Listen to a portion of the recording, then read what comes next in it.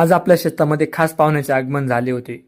ते खास पाहुणे म्हणजे आपले खासदार बगरे साहेब. कसे झाले तुम्हाला पुढे सांगतोच. तर आपला आज सकाळ सकाळ 2 नंबरच्या प्लॉटवरती औषध तयार करून घेतले आणि पावडर मारायला सुरुवात करून दिली.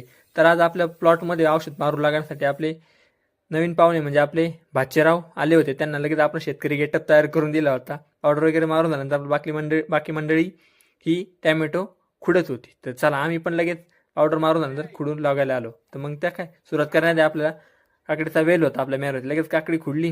लगेच आम्ही सर्वांनी काकडीवरती एकदम मस्तपैकी ताव मारला आणि लगेचच बादली घेतली आणि लगेच लागलो आपल्या तांबुटी खुडायला सुरुवातीला. कसं एकदम ओके होती. बाकी मंडळी व्हायचं काम करत होती. तुम्ही बघू शकता तांबुटी मॉकर पिकून गेली होती. काही ना तिसराच तोडा आहे. बघू आज जाळी किती 100च्या वर निघेल अशी अंदाज होता. दुसऱ्यांदा ट्रॅक्टर भरले आणि लगेच खाली करायला घेऊन आलो. त्याचा येताना आपल्या भाजी साहेबाला घेऊन आलो फोटोशूटसाठी.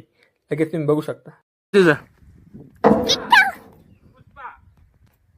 आमचे फोटोशूट तुम्हाला आवडले का नाही ते कमेंट करून नक्कीच कळवा. व्हिडिओ आवडल्यास लाईक करायला विसरू नका. तेवढ्यातच आपल्या बगरे साहेबांची एंट्री झाली. साहेबांचा आजचा दौरा आमच्या माळ्याच्या रस्त्यानेच झाला. तर जाताना त्यांनी आमच्या शेताला भेट देऊन त्यांचा अनमोल वेळ आम्हाला दिला. त्याचबरोबर आम्ही त्यांच्यासोबत थोडा फोटोशूट पण केला. शेवटी खासदार साहेब आहे. त्यानंतर राहिले टोमॅटो घेऊन आम्ही लगेच आलो आपल्या शेडमध्ये. तर बाकी मंडळींनी राहिले टोमॅटो निसून ठेवलाय. त्यामुळे लगेच आम्ही पण त्यांना टोमॅटो भरून लागलो आणि भरून झाल्यानंतर लगेच आम्ही सर्वांनी ट्रॅक्टरमध्ये जाळ्या पटापटा टाकायला सुरुवात केली. कारण की जायला उशीर झाला होता. कारण की 4:30 वाजले होते. आता काय करायचं काय नाही सुचना. शेवटी आपण ट्रॅक्टर एकदम ओके मध्ये लोड करून घेतला. जाळ्या जास्त असल्यामुळे रितेश आणि मी पण रेडी होतो मार्केटला जायला.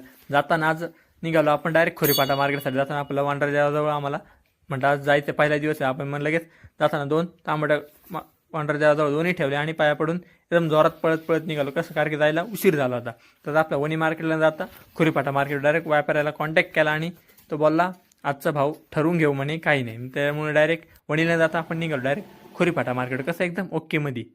तर वेळ न लागला आपण पोहोचलो डायरेक्ट व्यापाऱ्याच्या थेट गाळ्यावर. मार्केट सकाळचं असल्यामुळे घेतलेला माल व्यापारीचे कामगार हे पॅकिंग करायचं काम चालू होतं. त्याचबरोबर आम्ही लगेच आपला माल पण एकदम ओके मध्ये खाली करून घेतला. कसं एकदम ओके लालपरी प्रवाशांना घरी घेऊन जात होतो. तसंच आम्ही आमच्या लाल टोमॅटो मार्केटला व्यापाऱ्याकडे देऊन आम्ही आमच्या घरी जात होतो.